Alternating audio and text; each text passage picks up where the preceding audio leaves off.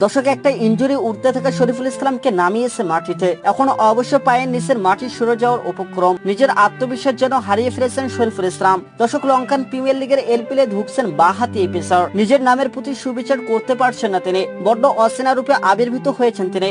এখন অব্দি এলপিএলে 3টি ম্যাচ খেলে ফেলেছেন তিনি। প্রথম 2 ম্যাচে 2টি করে 4টি উইকেট বাগিয়েছেন বটে, কিন্তু তৃতীয় ম্যাচে ড্রেসিং রুমে ফিরেছেন একেবারে খালি হাতে। জাফনা কিংসের বিপক্ষে কোনো উইকেট শিকার করতে পারেননি তিনি। তার থেকে দৃষ্টিকটু বিষয় হচ্ছে তার নামের পাশে রানের সংখ্যা বেশি। দর্শক, 3 ওভারে 47 রান দিয়েছেন তিনি।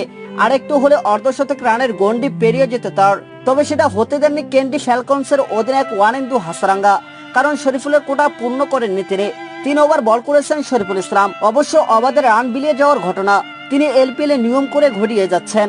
প্রথম ম্যাচে শরীফুল ইসলামের খরচা ছিল 43 রান। দ্বিতীয় ম্যাচের যদিও সংখ্যাটা কমেছিল খানিক, 32 রান এসেছিল তার ওভারগুলো থেকে।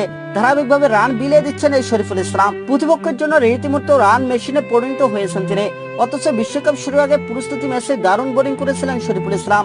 হাতের ইনজুরিতে মাঠ ছাড়া আগে একটি উইকেট নিয়েছিলেন তিনি। নিজের চতুর্থ ওভারে পঞ্চম বল অব্দি রান দিয়েছিলেন মোটে 26 রান। এরপর পুরো বিশ্বকাপ তিনি কাটিয়েছেন ডাক আউটে বসে। একটি বারের জন্য তাকে শুরুর একাদশে রাখেনি বাংলাদেশ টিম ম্যানেজমেন্ট, কিন্তু বহুবারের সুযোগ তৈরি হয়েছিল বটে। তবুও নিজেকে প্রমাণের কাঙ্ক্ষিত সুযোগ পাননি তিনি। সেখানে সম্ভবত তার আত্মবিশ্বাসের ঘাটতি হতে শুরু করে। নিজের সামর্থ্যকে নিজে হয়তো প্রশ্ন করেছিলেন, কেননা এই সময় বাংলাদেশের পেস আক্রমণের অন্যতম সৈনিক ভাবা হয় শরীফুল ইসলামকে। তবুও বিশ্বকাপে একটি ম্যাচ খেলতে না পারাটা তার জন্য হতাশা বটে। সেই হতাশাগ্রস্ত অবস্থায় তিনি খেলছেন লঙ্কান প্রিমিয়ার লিগ, তাই তো পারফরমেন্সের গ্রাফটা হয়েছে নিম্নগামী। দর্শক, বাংলাদেশ দলের সংশ্লিষ্ট কর্তা ব্যক্তিরা নিশ্চয়ই শরীফুলের পারফরমেন্সের এমন ধস অবকলন করেছেন। দ্রুতই তাদের শরীফুলের এমন আশা থেকে বেরিয়ে আসার উপায় খুঁজতে হবে, নতুবা টাইগারদের দুশ্চিন্তার কালো মেঘকে আরো খানিকটা ঘনীভূত করবে শরীফুল ইসলামের এই বাজে পারফরমেন্স।